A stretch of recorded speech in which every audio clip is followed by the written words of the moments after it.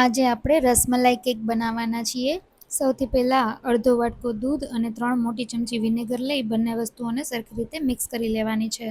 ત્યારબાદ અડધો વાટકો મેંદો, જરૂર પ્રમાણે સાકરનો ભૂકો અને અડધી વાટકી કસ્ટર્ડ પાવડર લેવાનો છે। સાથે અડધી ચમચી બેકિંગ સોડા, 1 ચમચી બેકિંગ પાવડર લેવાનો છે અને બધી વસ્તુઓને મિક્સ કરી દેવાની છે।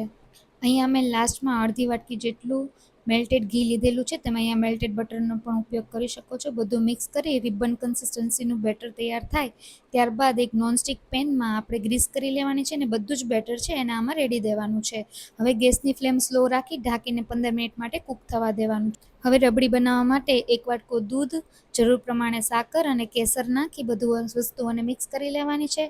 અડધી વાટકી જેટલો મેં અહીંયા કસ્ટર્ડ પાવડર લીધેલો છે, એને ડાયલ્યુટ કરી નાખી સતત ચલાવતા રહેવાનું છે। થીક કન્સિસ્ટન્સી થાય ત્યારબાદ ગેસની ફ્લેમ ઓફ કરી દેવાની છે। છેલ્લે એલચી પાવડર અને મનપસંદ ડ્રાયફ્રૂટ નાખી બધું નાખીને મિક્સ કરીને ઠંડુ થવા દેવાનું છે। બીજી સાઈડ આપણી કેકને બેક થતાં લગભગ 15 મિનિટ થઈ ગઈ છે। આપણી કેક એકદમ સરસ રીતે બેક થઈ ગઈ છે। તો કેક ઠંડી થાય ત્યારબાદ આપણે એને ડિમોલ્ડ કરી લેવાની છે। અહીંયા કેક બે સાઈડથી એકદમ સરસ રીતે કૂક થઈ ગઈ છે। તો અહીંયા હું રસમલાઈ બનાવું છું, તો મેં કેકને રાઉન્ડ શેપમાં કટ કરેલી છે।